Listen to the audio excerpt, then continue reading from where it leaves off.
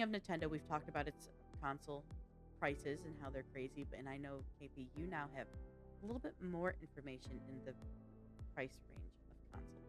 So what do you got? Yeah, so we're gonna have to be shelling out a little bit more for our consoles. And I know that this is kind of an older story, but it's still a really relevant story too. So Microsoft is following Nintendo's lead when it comes to console prices, and this decision is amid the ongoing tariff uncertainty that we keep sitting in. We keep sitting in this like bucket of are we or aren't we? We really don't know. So Microsoft says that the Xbox Series S will now start at $379.99, which is up $80 from the $299.99 that it was originally at. And the more powerful Xbox Series X will be $599.99, which is a $100 jump from the $499.99 that it originally was priced at. And that's not all. That is getting a price hike. Xbox accessories, which includes the wireless controllers and the headsets, will be impacted as well as some new first-party games for the holiday season. So the new price tag will be $79.99. And Microsoft isn't the first one to make this. As we've said before, this price hike, Nintendo Switch 2, which will start at $449.99, is much higher than the original Switch price tag, which was $299. So all eyes now are on Sony to see if they're going to follow suit. I know they've already had a huge Oh, price they hike probably with will. Right. I know they did a price hike with the PlayStation 5, but we're going to see if they're going to even bump it up more. I have no idea what they're going to do. They haven't really come out and said anything, but we want to know, does the price hike turn you away from buying a console or console games? Let us know by posting your comment in our chat and below on YouTube. Yeah, I don't buy a lot of console games anymore. It's something that like my husband will buy occasionally because sometimes he just wants to like sit on the couch or something. But we're very much like now that we have gotten our home and we have our office and everything, it's very much we are PC gamers, and I can get looking at these prices now. It's like I can go get a pretty decent PC or like maybe buy really nice upgrades for my PC Mm-hmm. and put them in and have I don't know. I feel like PC is a better route nowadays with the pricing. It's wild. Well, I also wonder too, you know, one thing that, and this is something Vinyl and I talked about a little bit, is what about if we who buy digital as opposed to buying these physical copies, right? Because you can buy digital on any console that you have. Yeah, If you buy a digital copy, can we get a discount? Because we're not having then I what agree. production. We're not having tariffs on the making of the discs. We're not having costs of the packaging. We're not having shipping costs that have to Hmm. go to the stores. Does it hurt the stores? Yes, it hurts the stores a little bit. But at the same time, can they just ship out then maybe it's licensed codes that you could buy at the store as opposed to buying a physical disc copy? I don't know. Like, I Yeah. feel like there's so many different avenues we could take to kind of like skirt around these big business industry tariff problems that we're having. What's so And sad is though with these like tariff things though, if I can just like add this, is like this is actually a very interesting conversation Dan and I got into with his parents last night. We were talking about the tariffs, and we have seen there is official companies out there that are like, oh, these prices we're hiking up our prices because of the tariffs.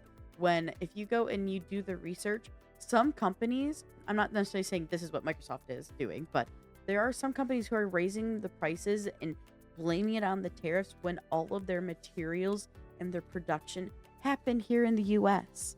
And then they're just saying, Mhm. oh, we have to raise the prices because of tariffs. That way, but they can just raise the prices to raise the prices and use that as their facade to get more money out of us. So Right. it's sad that there's at this time where we're at with these new tariffs, we're gonna have a lot of companies just using them to their advantage. Oh yeah, for sure. I mean, no doubt. And I think you're gonna, okay, so here's the thing. We're gonna have the gamers out there who say, whatever, I just want the game. I want to play it. I will spend the money. It doesn't matter to me. And then you're gonna have the people like, like us who are like, well, I have a budget I have to watch how much I spend. I want to be able to afford it. And I want to play this game because I want to support these people, you know? And so there's going to be that big back and forth, and you're going to have that issue. Are we ever going to get to hopefully a conclusion? I hope so. But I hope for the most part, it's not going to be all these big AAAs are going to be like, well, let's just raise the price and make it like $100 because they'll do it, you know? And I know we're going to have the greedy ones, but I really do hope that there are some of the AAAs out there that actually think about who is playing their games, what kind of budgets they have, and, you know, trying to make it more affordable because we can, you know? Sure. And I think that's why I thought it was really funny to keep in my Borderlands piece the part where like Randy's like, maybe it will be cheaper and then we'll give you guys the $10 mini map. And then he was kidding about it, but was he? You know, because I thought that was just like a good gesture of him being like, I get you guys. I don't want you guys to feel like you can't play your game because you know what?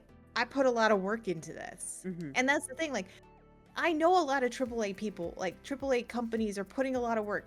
Everything from GTA 6 to Destiny to Borderlands to Diablo to, you know, like The Division. All of these games are getting a lot of work put into them and they want us to play them.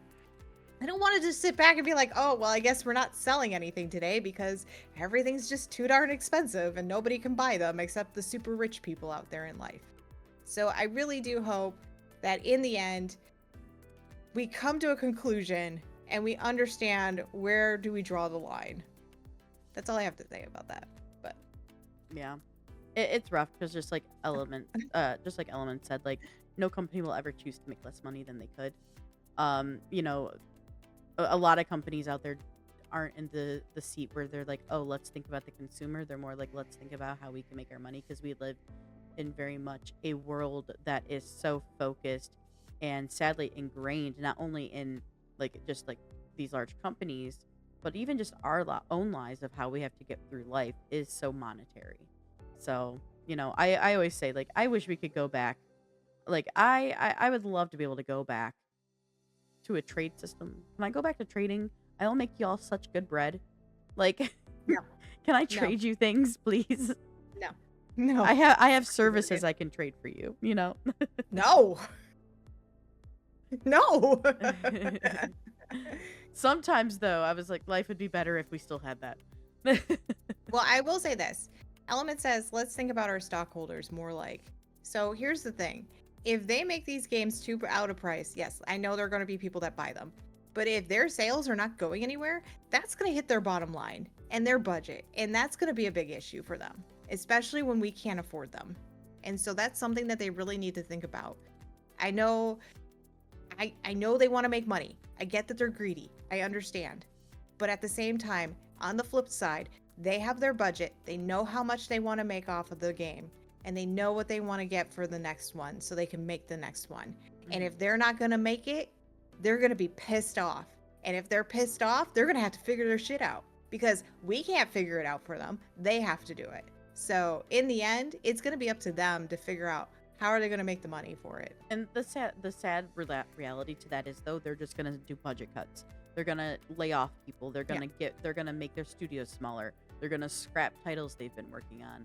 Like I'd never see them going and just like, all right, we need to maybe release the next game like $20-$40 cheaper. You know, I don't see that happening. I think they're going to we'll find see it go other on ways. a Steam sale though. That is true. That is true. That is true. Yeah, that is true. We'll see. I it don't hit mind. a Steam sale. I don't mind waiting and holding out for a game to hit a sale if for me to get it.